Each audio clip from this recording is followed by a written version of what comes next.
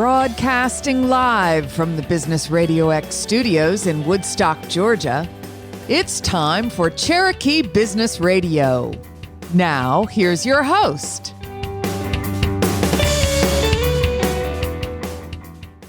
Welcome to another exciting and informative edition of Cherokee Business Radio. Stone Payton here with you this morning. And today's episode is brought to you in part by the Business RadioX Small Business Initiative, Main Street Warriors, defending capitalism, promoting small business, and supporting our local community. For more information, go to mainstreetwarriors.org. And a special note of thanks to our title sponsor for the Cherokee chapter of Main Street Warriors, Diesel David Inc. Please go check them out at dieseldavid.com. All right, you guys ready for the headliner? It is time. Please join us in welcoming to the broadcast with Golf2Grow, Mr. William Thomas. How are you, man? I'm doing fantastic. How are you, Stone? I am doing well. I've really been looking forward to this conversation. I've seen you around town at the business club, at Darren Hunter's thing the other day when we did the viewing party, and we have so many friends and associates in common. So I've really been looking forward to this conversation. I got 1,000 questions. I know we're not going to get to them all, but I'm thinking a good place to start would be if you could articulate for me and our listeners, mission, purpose. What are you and your team really out there trying to do for folks, man? Well, Stone, thank you for having us. We are excited to be here as well. Just to kind of give you an idea of what our purpose and our mission is, it is just to take advantage of the community that we have, to allow those in our community who have a niche, have a need, have a service, particularly those who are nonprofits. And our goal is to help them to be able to raise funds through a fun-filled event like a golf tournament. So we are able to partner with our nonprofits that are local, some outside of Cherokee County, but primarily in Cherokee County, to host and put together a fun, awesome golf tournament to raise funds and raise awareness for their cause and what they're trying to accomplish. Well, take me back to the beginning. How did you land here? How did this all get started? Well, I am a huge fan of putting together events. I like to put things together, to do things, to have a particular focus. And I just happen to enjoy the game of golf. I love the social aspect of it. I love the fact that you get to build relationships. And I also understand that there's power on the golf course. A lot of transactions as far as business, even if it's not I'm cutting you a check, you're cutting me a check, but it's the relationships that are built that ultimately build those connections from the business standpoint. So several months ago, I was out on the golf course and I wanted to put together just some things with some friends and send out some feelers, said, hey, if we had a little fun tournament, would you be a part of it? And initially it started out with just a couple of people. And then, a couple minutes later, I'd get a text and, hey, can I invite so-and-so? And hey, this so-and-so wants to invite so-and-so else. And all of a sudden it turned into a full bore event. I was getting Venmo requests and Zelle requests, the people sending money to get the event set up and to get it paid for. And my wife, just hearing all this commotion on the phone, didn't understand why we were getting money sent over and over and over again. And so I let her know, hey, I'm just putting together a little fun event to have some guys hanging out, raise some money, play in some contest, and just see if we can have fun. And my wife essentially said, well, why don't you do this for a living? Why don't you put together golf tournaments? And, I looked at the logistics and the dynamics and we wanted to create something that it was essentially a no-brainer for people to do. So beyond just creating the golf tournaments, we said, why don't we just plug in with local entities that care about our community?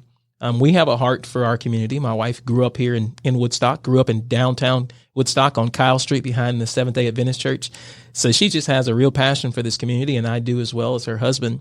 So we just said if we can plug in and engage those in our community who are serving, who need to raise money to be able to perform their mission, let's see if we can do that. And I'm really good at marketing. I'm really good at creating value for others and for businesses.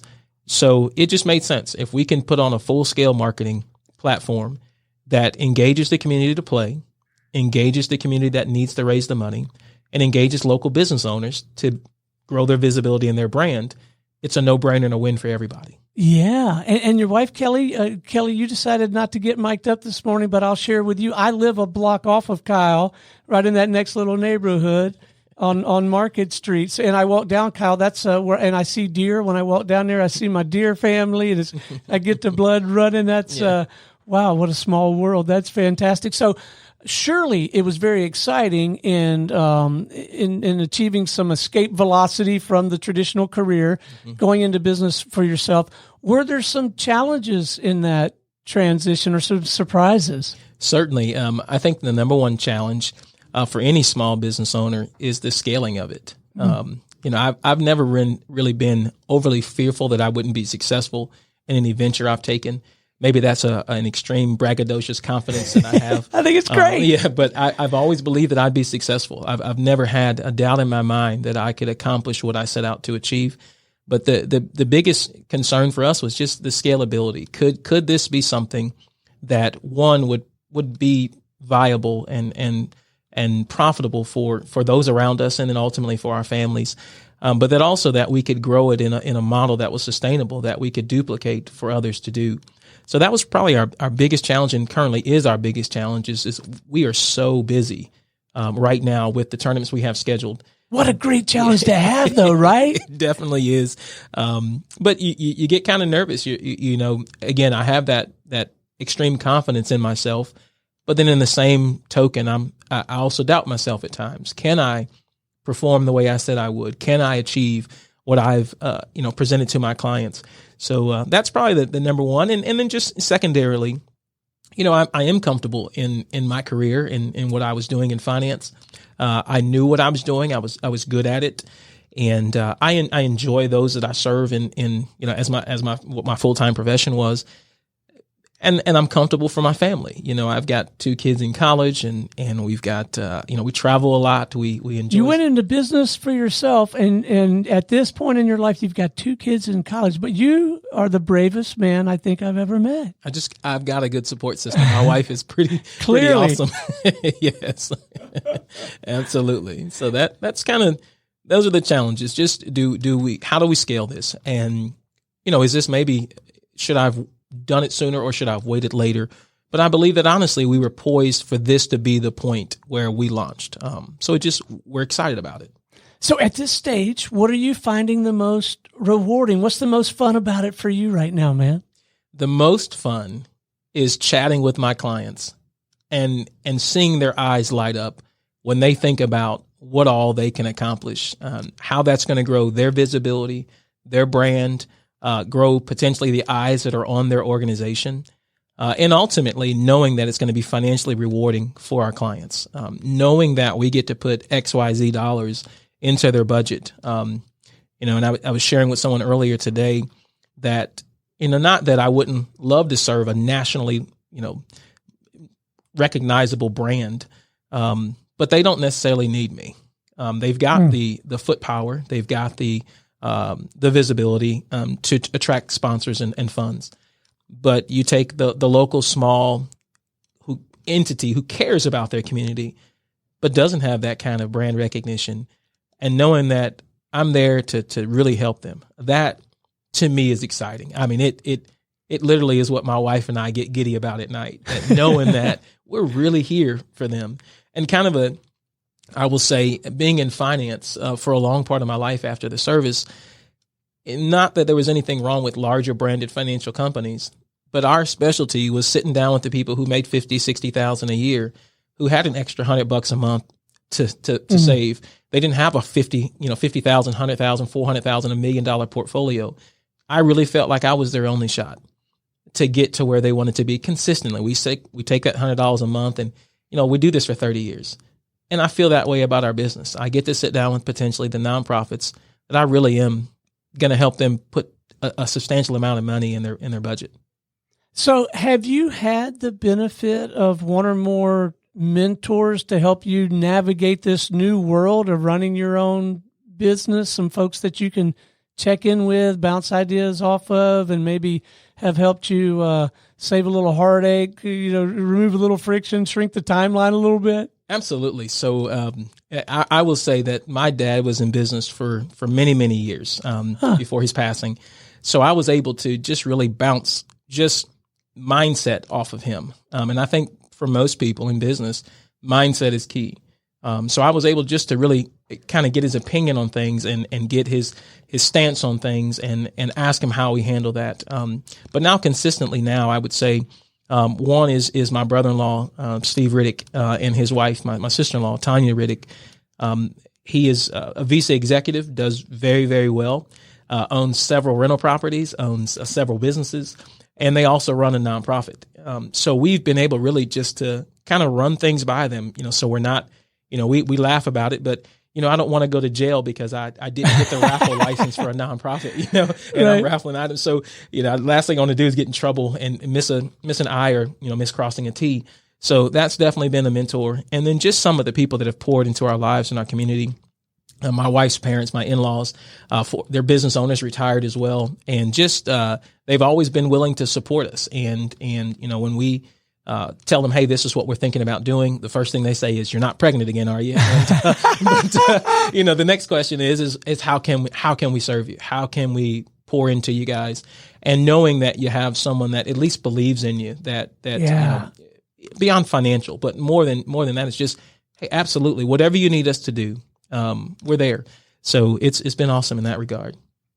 So we have a very unique opportunity this morning, since Kelly is headphones only at the moment, and clearly she is tremendous support in all of this.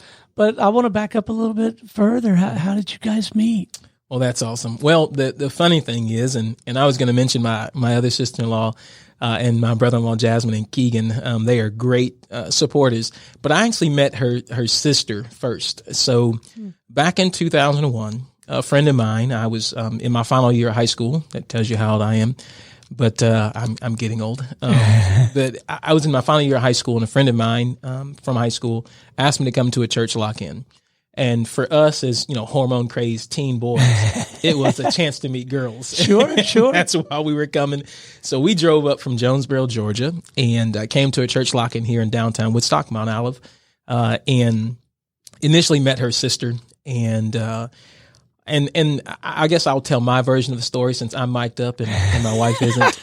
But ultimately, there was an email chain that went out amongst my now future, or my current sister-in-law, but future sister-in-law at the time, and a couple of individuals that it said something like, if you love Jesus, send this message out to 100 people. So naturally, I wrote back and forwarded to everybody that was in the email list. And my now wife wrote me back and said something to the effect of, I don't like spam. I don't know you. Don't write me. And that really intrigued me. I was a pretty decent athlete in high school. And, most relationships, I guess you'd say, as a high schooler, if you can have a relationship, where I was an athlete. And there was nothing really beyond a connection. I just was the athlete, and it was cool to date an athlete. And so I never had any pushback. And my wife gave me a little bit of pushback in that email. And I think I said something smart back to her. And essentially she got on there and she said, well, that's why your girlfriend is dating somebody else, ... Ouch. And yes. And it just really got my juices flowing. I was excited. I was like, I've got to meet this girl that's willing to push back. Like, does she know who I am? Like, I'm William Thomas. And we started bantering back and forth. And we decided that we'd kind of talk on the phone. So it got her phone number. It took me a while to ask because I was scared. So January of 2001, we decided to meet at a church down in Decatur. February of 2001, actually 4 days from now, we officially started dating. And May 19th at my senior prom, we got engaged. And then October 2001, all in the same year, we got married. Wow. And we've been married going on 22 years now. A man and a woman of action. Yeah, we were. We definitely were. I just read a quote this morning. I'm reading this book, Everything is Figure-Outable, which I'm loving. I have a tendency to read stuff that I already agree with, right? But I just think it was fantastic. But the quote is that clarity comes from engagement, not thought. Correct. And for me, I use smaller words. So to me, clarity comes from action, not thought. And a lot of times you just got to throw your hat over the fence, and good for you. Thank you. That is fantastic. All right. So let's talk about the work a little bit, the process. So if someone says, you know what, we need to raise some money, and they reach out to you, or you reach out to them, and somehow you get connected, what does it look like? You just sit down with them and kind of have kind of a consultative exchange. Yeah, walk us through what that looks like. Absolutely, thank you. So essentially, we want our process and our system to be as easy as possible. And as I probably said a couple times today, I want it to be a no-brainer. I want our clients to say, "What do we have to lose? What's the negative if we do this?" And for every one of our clients, there really isn't any. So essentially what we'll do is we'll sit down with our potential clients. We'll present to them what we can offer. And what we offer in a nutshell, one is visibility for their organization. Number two is an event that people want to participate in. They want to have fun in, which is a golf tournament.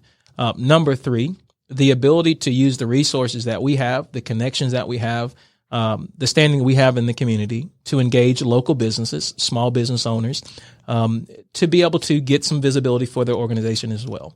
So we work together with essentially those four things: our clients, our sponsors, ourselves, as well as potential golfers in the community that want to plug in, that want to engage, that want to be a part of something, and allow them to have a fun-filled tournament.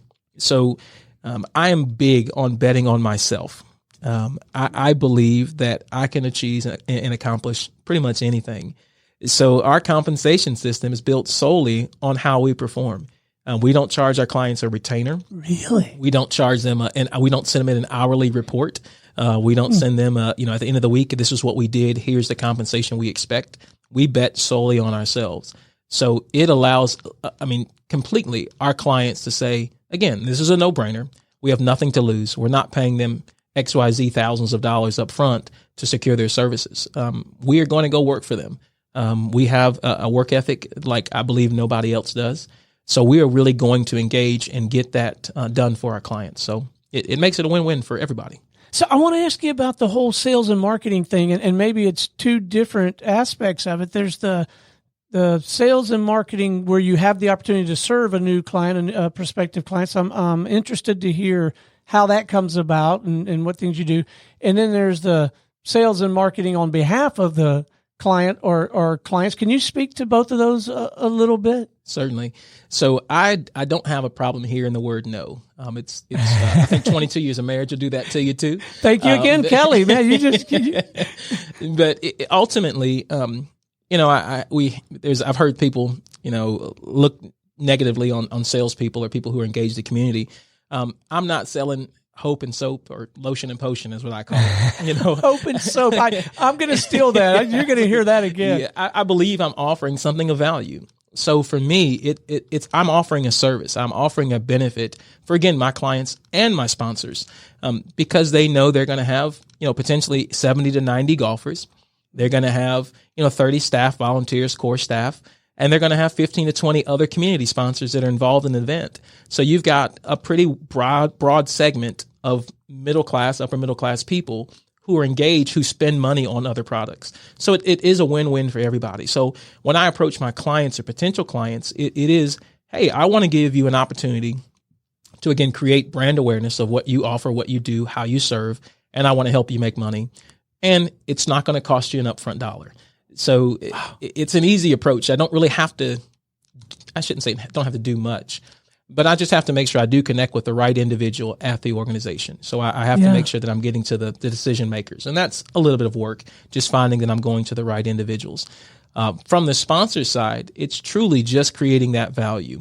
And I'm not saying every business owner only is looking at it transactionally. A lot of them do want to plug into their community. A lot of them do want to give back. They just never have been approached the right way, either because they are so small that people say, well, their $1,000 commitment, I want to go for the bigger dollar. No. My nonprofits would love $1,000 commitment. My small business owners who are potential sponsors just want someone to ask them. So we ask. We have no problem saying, hey, this is what we're doing. This is who we're serving. This is the area of the county that we're in. we'd love for you to be a part of doing something for them. And they're thrilled. The cool thing about it is a lot of times the feedback from our potential sponsors is, thank you. Thank you for asking us. Thank you for engaging us in our community. We wanted to be, but no one has done it. So I wish I had some grand, this is our marketing scheme, and maybe we will develop something. But as of right now, we simply are just asking, and we've had a great response. Well, and you do such a great job on site promoting all of your sponsors, but then you give them a lot of love digitally too. I mean, like your events have legs, I guess I would call it, like leading up to and beyond. It's there's the value on site, which is irreplaceable, I'm sure. But you really, your events have legs for sponsors, don't they? Absolutely. We think it's important to have, if someone gives or donates or becomes a sponsor or is willing to share an event, we want to give them brand recognition. We realize that is important for them to feel like they're valued, that, from a financial standpoint too, that their business has some ability to be profitable as well for what they're doing in exchange. So we will inundate social media with who our sponsors and supporters are.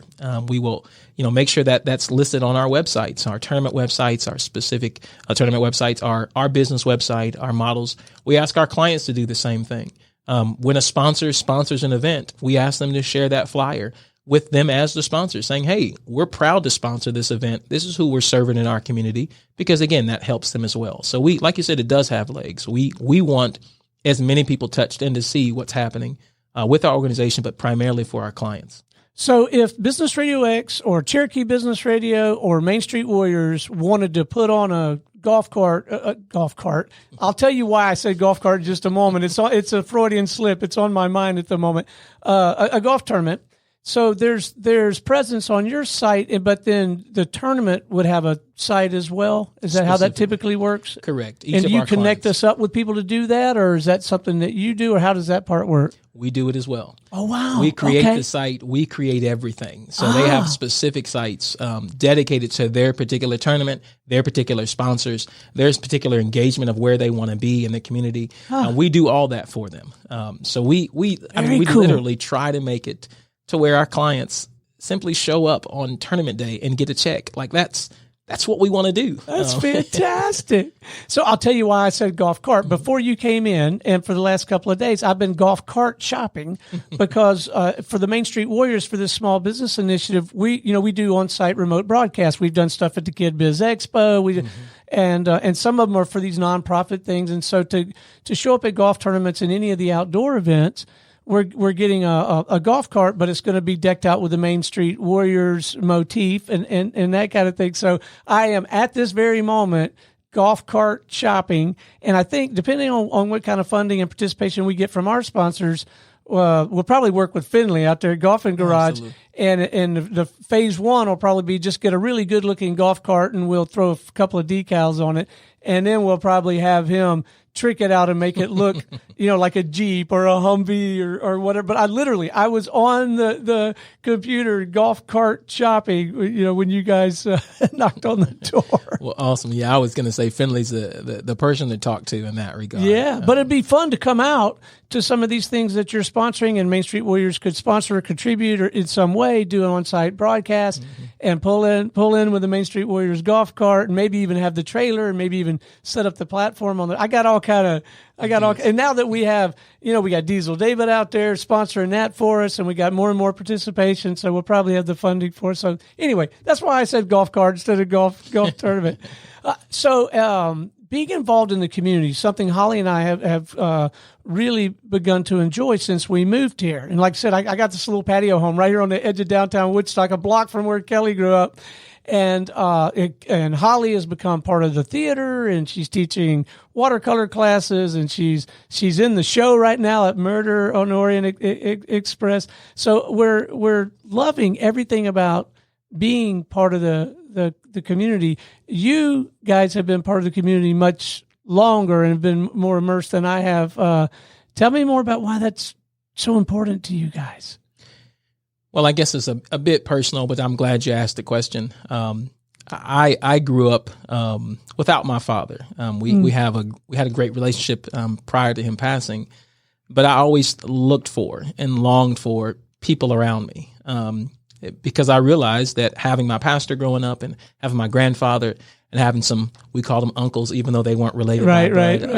Uncles and aunties, I realized how important community was. And I think when my wife and I got married and when I started to hang around her family, I was a bit distant because I didn't understand how people just loved each other and cared for each other and prayed for each other and spent time with each other with no ulterior motives. It was just foreign to me because I didn't grow up with having that community. I longed for it. I looked for it, but I didn't have it. So I think finding and seeing how my wife loved those around her and how they loved her, my extended family now, my in-laws, it was just exciting. My wife grew up with that community feel, and I kind of was adopted into it. And it's a huge part of who I am now. I'm more of the vocal and visible one in our marriage. I would have somebody over my house every night. I would go out to dinner or hang out with somebody every night because now I love that community. I love being engaged with people. And so it is an awesome feeling to know that you're a part of doing something where you're at. And maybe we need to grow our vision. But if I can impact 8 to 12 nonprofits a year, I'm happy. If I can impact those in my community, that if I can engage people to do something fun, to raise money for someone else, I'm satisfied. I mean, I wish I could say that I want to take over the world, but I don't. I'm not Pinky in the Brain from my childhood days. I don't want to take over the world. I just want to be an impact in my community. Well, I genuinely believe that. I can see that. I can feel it here in the studio. I know that your passion comes through over the airwaves. It's clear that you and Kelly, you are genuinely committed to this, and you are happy and fulfilled in doing it. One of the things that I've come to really enjoy is I'll walk across the street to the circuit on Thursday mornings and participate in YPOW, Young Professionals of Woodstock. And I love that format because, as you know, we go around, we ask a question. And in asking the questions, you can learn so much about people. One of them that Jared Rodenizer asked a few weeks ago that I've begun to steal ever since is, what do you have a tendency to nerd out about? And so I wanted to ask you, outside the scope of this work that we've been talking about, what do you have a tendency to nerd out about, man? Any other kind of interest or something like that? Yeah, absolutely. So I think I answered the question that I like Excel spreadsheet formulas. That is my thing. I love Excel spreadsheet formulas. And I think it's just because I'm an analytical person. I like to know that this amount of effort creates this amount of work, which creates this amount of reward. And it is how we live our lives. We know that if we want to take this many trips a year, it's going to require this amount of work, this amount of effort. And I'm going to take my trips. We are going to travel. You guys do like to travel. So do Holly and I. In fact, last night we were watching YouTubes on Spain because we're gonna and you guys, you really enjoy international travel as well, don't you? We do. We spend probably 50 to 60 days a year outside of the country. Oh, wow. Now, I can't say that. I think we're closer to like 10 or 15. But we do. And we've made it part of our schooling for our kids. So we call it road school or world school. We believe that our kids, if they can treat people well, understand different cultures, and know how to manage a checkbook, they'll be by far better in how they become adults. We aren't raising children in our home. We're raising adults. So we've kind of lived that out. But yeah, we love to travel, and by default, it costs money, of course. Sure. So we are willing to put in the work. If you look at our schedule last year, we spent 6 weeks between Australia, Fiji, Hawaii, Abu Dhabi, Italy, Switzerland, France, the United Kingdom, and we knew that it was going to cost a certain amount of money. So for the period of about 5 months leading up to that trip, I worked every morning from 7:30 till about 9 in the evening. And then we'd go DoorDash after that, not because we had to have it, but because we wanted to have additional monies so that we could do hey, let's take a little tour of a haunted castle. let's go down to Versailles. Let's go down to the catacombs. And we didn't want to not have the experiences because simply money wasn't there. So we're willing to work and do what we need to do so that we can enjoy the things that we enjoy doing. My late father-in-law, Holly's father, used to say that travel broadens you. That was his phrase. And I think that is so true to gain an appreciation for other cultures. If you'll open yourself up to that, it really does, doesn't it? It does. You think differently. You see people differently. Yeah. And you find out, you just find out beyond your bubble, where we're typically all comfortable being.